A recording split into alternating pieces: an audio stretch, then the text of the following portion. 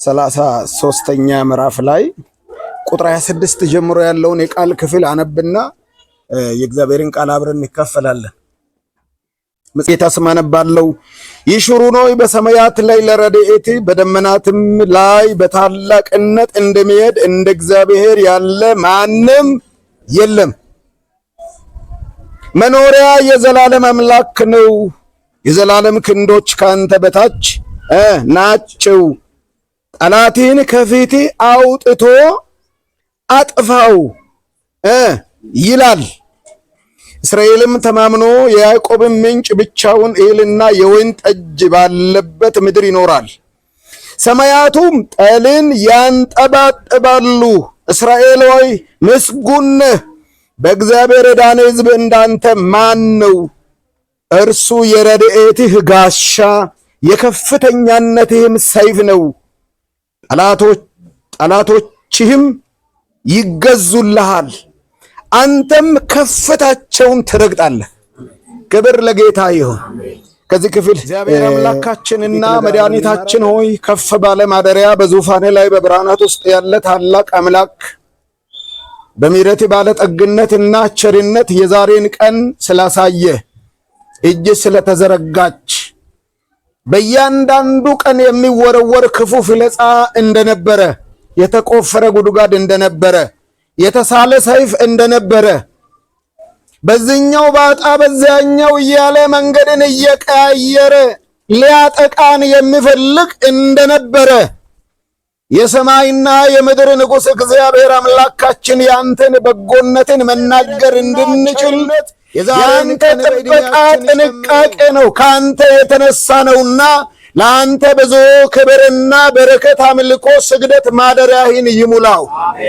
አንተ ከሁሉ በላይ ከፍ ያልክ የታመኑብህን የማትጥል ጉድ አድርገህ መሳለቂያ መተረቻ እንዲሆኑ የማትፈቅድ የታመንክ አምላክ የማይታለፈውን የምታሳልፍ ድቅድቁን ጨለማ ብርሃን የምታደርግ የሞትን ጥላ ወደ ንጋት ወደ ሕይወት የምትቀይር የክብር አባት እግዚአብሔር አምላካችን በዚህ ቦታ ላይ የምስጋናችንን ጥና መስዋዕታችንን ወደ ማደሪያ እንድናቀርብ እግዚአብሔር ፈቃድ ሆናችን የሚረዳ የሕይወት ስንቅ እንድትሰጠን በኢየሱስ ስም እንለምናለን። ክብር ለስምህ ይሁን በጌታ በኢየሱስ ክርስቶስ ስም። ከዚህ ክፍል ጥቂት ነገር በእውነተኛ አኗሪ እግዚአብሔር መኖር በሚል ሐሳብ እግዚአብሔርን ቃል አካፍላለሁ። በእውነተኛ አኗሪ በእግዚአብሔር መኖር ሰው ስለተመረቀ አይኖርም። ዋናውን ነገር ለመንካት ፈልጋለሁና ነው። ሰው ስለተመረቀ፣ ሰው ዲግሪ ስለያዘ፣ ሰው ማስተርስ ደረጃ ላይ ስለደረሰ፣ ሰው ዶክተር ስለሆነ መኖር አይችልም። የመኖር ዋስትና ያለው በእግዚአብሔር እጅ ብቻ ነው። ወደ መጽሐፉ ላምጣችሁና ይህን መጽሐፍ የእስራኤል ልጆች አብዛኞቹ አባቶች በምድረ በዳ እግዚአብሔርን ባለማመናቸው ምክንያት፣ በእግዚአብሔር ተስፋ ባለማድረጋቸው ምክንያት በሞት አለቁ። አብዛኞቹ አባቶች አልቀው በመንገድ ላይ የተወለዱ ወጣት ልጆች የተነገረ ቃል ነው። ዘዳግም እንደገና የተደገመ፣ ቀደም ሲል የተነገረው እንደገና የተደገመ ማለት ነው። ስለዚህ አዲሱ ጄኔሬሽን ወይም አዲሱ ትውልድ ምን እንዲያደርግ እርግጠኛ እንደሆነ እግዚአብሔርን ቃል በትክክል እንዲረዳ እንደገና የተደገመ ነው ዘዳግም። ሙሴ ከቀሩ አባቶች አንዱ ነበረ። እሱም አንድ እግሩ በሞት ጉድጓድ ውስጥ አንድ እግሩ ገብቶ ነው ይሄንን ቃል የተናገረው። በሕይወት አለ ግን እንደሚሞት ተነግሮታል።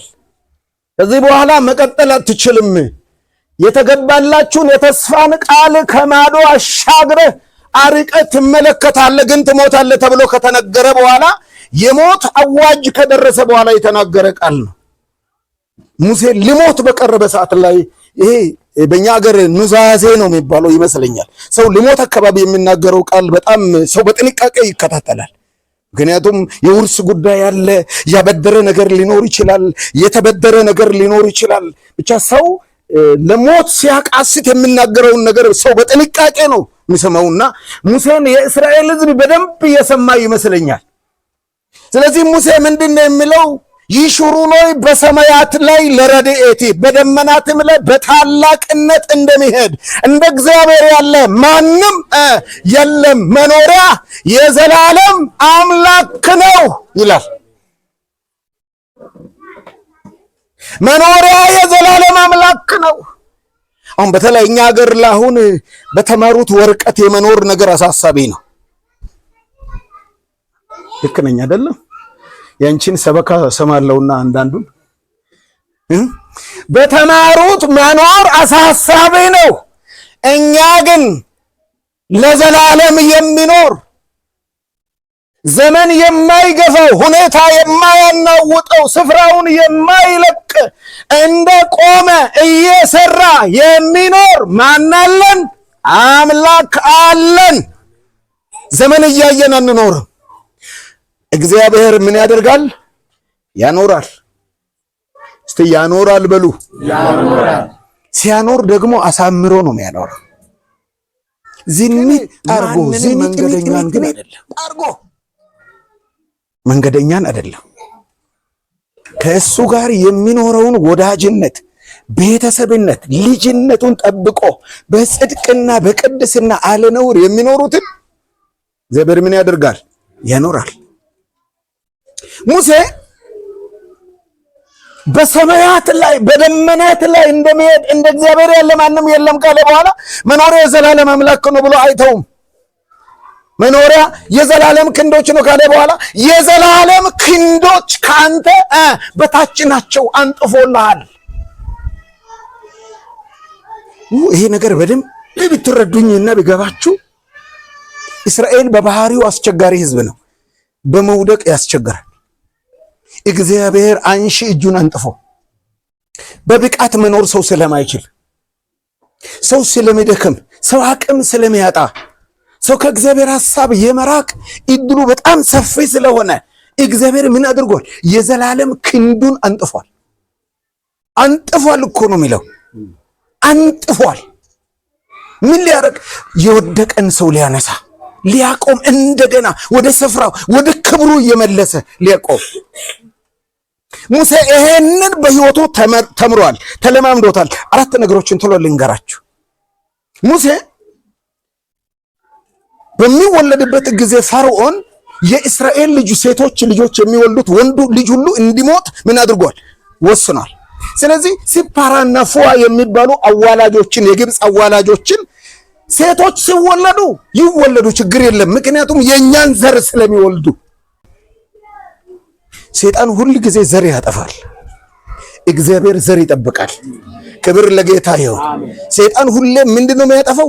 ዘር ያጠፋል። ምክንያቱም ቀጣይነት እንዳይኖር ነው የሚያደርገውና እግዚአብሔር በዛን ጊዜ ሲፓራና ፉሃ የምትባሉ አዋላጆችን ዘጸአት ምዕራፍ 1 ላይ የምታዩትን ሐሳብ ነው እየነገርኳችሁ ያለሁትና እግዚአብሔር የግብፅ የእስራኤልን ሴቶች ልጆች ሲያዋልዱ እንዳይገሉ እግዚአብሔር ፍርሃት በላያቸው ለወደቀ። እግዚአብሔር ማስተዋልንም ጭምር ሰጣቸው ይላል። እግዚአብሔርን ፈሩ ይላል። ግብፃውያን ናቸው እኮ። ሙሴ የሞት አዋጅ ባለበት ዘመን ተወልዶ ያደገ ልጅ ስለሆነ እስራኤልን ምንም የሚያስፈራ ነገር እንኳን ቢኖር እስራኤል መቀጠል ይችላል ብሎ ነው እያለ ያለው። በተለይ ወጣቶች በደንብ እንድትሰሙኝ ይፈልጋል። በተለይ ወጣቶች ሙሴ ሊኖር በማይቻልበት ዘመን፣ የንጉሥ አዋጅ በነበረበት ዘመን፣ ሞት በየፖሉ ላይ በተለጠፈበት ዘመን፣ መግቢያ መውጫ ነው የሚያሳጣ አደገኛ በሆነ ዘመን ተወልዶ በእግዚአብሔር አኗርነት በእቅፉ ያደገ ሰው ስለሆነ በሕይወቱ የተመለከተውን እውነት ነው እየተናገረ ያለው፣ ወሬ አይደለም። ሙሴ የወሬ ሰባኪ አይደለም። የሰማሁትን ብሎ አይደለም፣ የኖርኩበትን ብሎ ነው የሚናገረው። ስለዚህ ምንም ዘመን ቢከፋ፣ ሁኔታዎች የሚያስፈሩ እንኳን ቢኖሩ ለብዙ ሰዎች መትረፍ የምንችል ታላላቅ ሰዎች እንድንሆን እግዚአብሔር የሚያደርግበት መንገድ አለው። እባካችሁ አሜን በሉ። እንዲህ አይነቱን ነገር እኮ አርጋችሁ ነበረ መውሰድ የነበረባችሁ። ባለበት በህይወት ኑሮ ታይቶታል። ሁለተኛ ደረጃ ላይ ምዕራፍ 2 ላይ ዘጸአት ላይ ስትመለከቱ እናቱ ከወለደች በኋላ 3 ወር ሸሸገችው ነው የሚለው። ሞከረች ለመቀጠል። ሰው ይሞክራል። ሰው ሞክሮም ያቅተዋል። የማያቅተው እግዚአብሔር፣ የማይሞክር እግዚአብሔር። ሙሴ እሱን ነው እየነገረ ያለው። እናቴ ለማኖር ሞክራይ ነበር፣ ለመደገፍ ሞክራ ነበር፣ እድሜ እንድቀጥል ለማድረግ ሞክራ ነበር፣ ግን አቅቷት ነበር። ነገር ግን የእስራኤል ያንተ አምላክ እኔ አኖሮኛል፣ አንተም ነገ መቀጠል የምትችለው በሱ ነው። እየረዳ እስከ ሽበት እስከ ሽምግልና ነው የሚቀጥለው። ክብር ለጌታ ይሁን። በእግዚአብሔር እናቱ 3 ወር ያህል ሞክራ ሲያቀጣት ሳጥን ሰርታ፣ በእውነት እስቲ አስቡ። እስቲ የ3 ወር ልጅ ሕፃን ከነሽንቱ መቼም ወዲያው ነው የሚሸነው። እናቶች እናንተ ታውቃላችሁ ከኛም ይልቅ የተሻለና የ3 ወር ሕፃን ሳጥን ውስጥ አርጋ ሰው ሲያቅተው እንዲህ እኮ ነው። እንደ ክፉ ስለሆነች አይደለም፣ ሞከረች። ሰው ይሞክራል፣ ሞክሮ ካቃተው ይጥላል። እግዚአብሔር ሳይሞክር ችሎ የሚያኖር ክብር ለጌታ ይሁን። አለችው። የዚያን ጊዜ እግዚአብሔር የንጉስን ልጅ ከሰገነት ከፋሪዮን ጓዳ የፋሪዮንን የንጉሱን ልጅ ንግስት ከላይ አውርዶ የንጉስ ልጅ ወንዝ ትታጠባለች፣ ወንዝ ልትታጠብ መጣች። እንደ ዛሬ ሲምቦጭ አረቅ ነው የምታጠበው ብላ እንደ ከላይ ፏያለ ሳይሆን ውስጡ ገብቼ ታጠባለሁ ብላ ከደንገጥሮቿ ስትመጣ ሙሴ ምን እየሆነ ነው? ይጮሃል። ከዛ አስከፍታ ስትመለከት ቆንጂዬ ልጅ ነው፣ ወንድ ነው። ደግሞ ቆንጂዬ ነው፣ ወንድ ነው። ይሄ ይጣላል እንደ አለች። ይሄን መሰለ መድኃኔዓለም እኮ ነው። አንሺ ነው እግዚአብሔር። እስቲ አንሺ ነው በሉ እስቲ። በሲዳመኛ ምንድነው አንሺ ነው ማለት? ማጋኖ ከኢሳው ማጋኖ ከኢሳው እግዚአብሔር የሚያነሳ አምላክ ነው። ደግሞ እኮ አንስቶ ተራ የሚያደርግ ሳይሆን ለብዙዎች እንደ ወንዝ የሚተርፍና ለብዙዎች የሚጠቅም የሚያደርግ አምላክ። ክብር ለጌታ ይሁን። ከፍ አደረገው ሙሴን። ሙሴ በዚህ ተመልክቶታል እግዚአብሔርን፣ በዚህ ተመልክቶታል እግዚአብሔርን። ስለዚህ ለእስራኤል ልጆች በህይወቱ የተመለከተውን ነው የሚያካፈላቸው። እኔም እንደ ቤተ ክርስቲያን አገልጋይ በህይወቴ ብዙ የማይታለፉ ነገሮችን እግዚአብሔር አሳልፎኝ አውቃለሁ። በማያኖር ሁኔታ እግዚአብሔር አኖሮኝ አውቃለሁ። ስለዚህ ወጣቶች በእግዚአብሔር ታመኑ፣ ትልቅ ሰዎችም በእግዚአብሔር ተማመኑ። እግዚአብሔርን ተስፋ አድርጉ። ከዚህ በኋላ እኔ ምን ዋጋ አለኝ? ምን ተስፋ አለኝ? አለን ተስፋ። እስቲ አለን ተስፋ በሉ። ክብር ለኢየሱስ ይሁን። ሌላው ሶስተኛ ተሰዶ ነበር። ሙሴ ተሰዶ ነበር አይደለ? ሁለት እስራኤላውያን ሲጣሉ ግብፃዊ ጋር ሲጣሉ አይቶ ግብፃዊውን ገደለውና ወደ ቤት ሄደ፣ ነገሩ አልታወቀም ብሎ። ሌላ ቀን ደግሞ ዝም ብሎ እንደው ከቤት ወጥቶ እስራኤልን ልጆች ለመጎብኘት በሚመጣበት ጊዜ ሁለት እስራኤላውያን ይጣላሉ። ሙሴ እንደው በፍቅር እናንተ ወንድማማች አይደላችሁም እንዴ? እንዴት ነው እንደዚህ አይነት መበዳደል? አንዳችሁ ለሌላችሁ ማሰብ ሲገባችሁ አንዳችሁ ሌላችሁን ስትበድሉ እኮ ተገቢ አይደለም ብሎ እንደው እንደ ትናንትና በቁጣ አይደለም የተናገራቸው። ምክንያቱም ወንድሞቹ ስለሆኑ በፍቅር ነው የተናገራቸው። ሁሉ ጊዜ ክፉ ሰዎች፣ ተንኮለኛ ሰዎች ትዕግስት የላቸውም፣ ትዕግስት የላቸውም። አንተ አለ ትናንትና ግብፃዊ የነገደልከው ያልታወቀ ይመስልሃል አለ። ማን ነው ደግሞ አንተን በእኛ መካከል አለቃና ሹም አድርጎ የመረጠ? ታውቆብሃል፣ ጉዱ ይፈላል።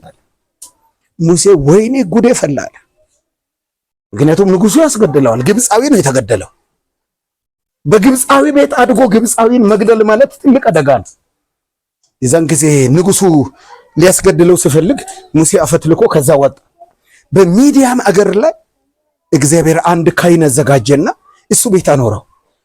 እዛ ሚስት አግብቶ በማያውቀው ሀገር ሰውዬው ለማያውቀው ልጅ ዳረለት። በጣም በዚህ አይቷልና ምን እያለ ነው ያለው? መኖሪያ የዘላለም አምላክ ነው፣ የዘላለም ክንዶች ከአንተ በታች ናቸው። አትስጋ። አንድ እንደው ከደከመ ልትወድቅ ሁሉ ትችላለህ፣ ችግር የለውም። ልትወድቅም እግዚአብሔር ምን ያደርጋል? ያነሳል እንደገና።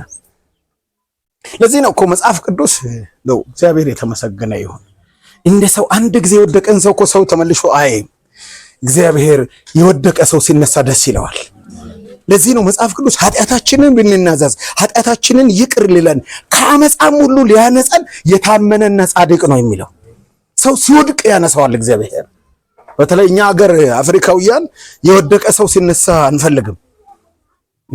እንዴት እንደዚህ ሆኖ የለም እንደ ብለን ነው የምንከሰው ሰዎችን። እግዚአብሔር የወደቀን ሰው ሁሉ አንስቶ የሚያኖር አምላክ ነው። ክብር ለጌታ ይሁን። ስለዚህ በሕይወቱ እንደተመለከተ የእስራኤልን ልጆች ምን እያለ ነው ያለው? ያኖራል። ይህን ያለበት ምክንያት ምንድን ነው የሚለውን ነገር አንድ አራት ነገር ደግሞ ቶሎ ልናገራችሁ። ለምንድን ነው እንደዚህ ያለው? እንዴት ነው የሚለውን ቅድም አራት ነገሮችን የነገርኳቸውና ይሄኛው ደግሞ ሙሴ እንደዚህ ይላሉ። ለምንድን? ምክንያቱም ሙሴ የእስራኤል ልጆች በሙሉ ተስፋቸው ነው። ሙሴ ከሌለ እስራኤል መቀጠል አይችልም። ሙሴ ከሌለ እስራኤል መቀጠል ይችላል። ሙሴ እግዚአብሔርን ፊት ለፊት የሚሰማ እግዚአብሔርን የሚናገር እግዚአብሔር ሲናገረው የሚሰማ ለሕዝቡ መመሪያ የሚሰጥ የተጣሉትን የሚያስታርቅ የሚዳኝ የሚመራ እሱ ነው። በመካከላቸው እስራኤል መካከል እንደ ምሰሶ የሆነ እስራኤልን እንደ ቤት ያቆመ ሙሴ ነበር። ሙሴ ከሌለ እስራኤል መቀጠል አይችልም የሚል እስራኤል ስጋት ነበረበት። ሙሴ እንደዚህ ይላል፣ የእናንተ የመቆማችሁ ምክንያት እኔ አይደለሁም፣ እግዚአብሔር ነው የሚያስቀጥለው። ክብር ለጌታ ይሁን። ሙሴ እኔ ልሞት ነው። ሙሴ ስለሚሞት ነው ይሄን የተናገረው።